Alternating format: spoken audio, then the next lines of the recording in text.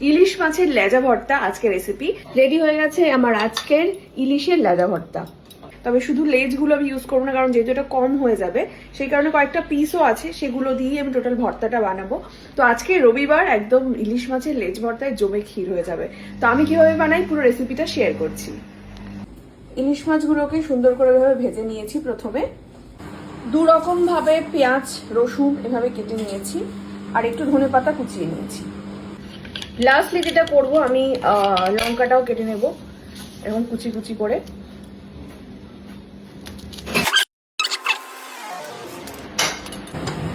যে তেলটায় মাছ ভেজেছিলাম সেই তেলেই আমি 3টে শুকনো লঙ্কা নিয়েছি, নিয়ে ফার্স্ট ভেজে নেব।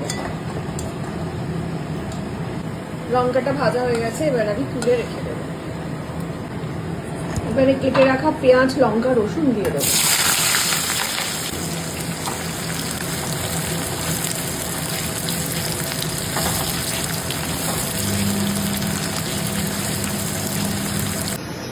এখানে পেঁয়াজ রসুন এবং লঙ্কাটা সুন্দর করে দেখো ভাজা ভাজা হয়ে গেছে। এবারে ইলিশ মাছটাকে একদম পরিষ্কার করে কাঁটা সমস্ত ছাড়িয়ে নেব। মাছটাকে এবারে সুন্দর করে আমি ছাড়িয়ে নিচ্ছি। মাছটাকে সুন্দর করে ছাড়িয়ে নেওয়া হয়ে গেছে। এবারে দেখো যেটা ভেজে রেখেছিলাম আমি পেঁয়াজ রসুন আর লঙ্কা, সেটা দেবো। কিন্তু তার আগে এই যে শুকনো লঙ্কাটা আছে এটা ভালো করে এখানে মাখিয়ে নেব। আহা, কারা কারা খেতে ভালোবাসো এরকম ইলিশ মাছের লেজা ভর্তা, কমেন্ট করে জানিও। কিন্তু আমি নুনটা এতে ভাজার সময় দিয়ে দিয়েছিলাম, সো আমি একটুখানি মাখিয়ে নিয়ে টেস্ট করে দেখবো আর কতটা নুন দরকার, তারপরে নুনটা অ্যাড করব। এই যে দিয়ে দিলাম।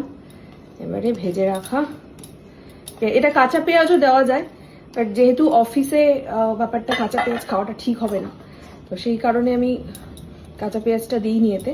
তা কাঁচা পেঁয়াজ দিলেও কিন্তু দুর্দান্ত লাগে, যা সুন্দর গন্ধ বেরোচ্ছে না। এবারে দিয়ে দেবো এর মধ্যে কেটে রাখা ধনেপাতাটা,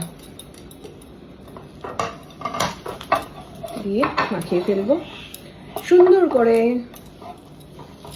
রেডি হয়ে গেছে আমার আজকের ইলিশের লেজা ভর্তা।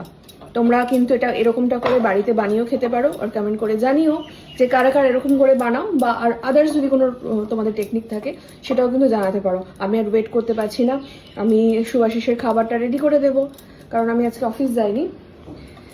খেতে বসে দেখা হচ্ছে। খেতে বসে গেছি এবারে ইলিশ মাছের লেজ ভর্তা দিয়ে। তো ফার্স্ট আমি টেস্ট করে একটু দেখি, তারপরে বাকিদেরকে জিজ্ঞাসা করো।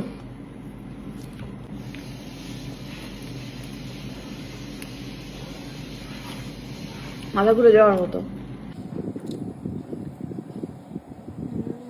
মাথা ঘুরে পড়ে যাবে না তো? ধরে এনেছি একটা পাশে। হেব্বি হয়েছে।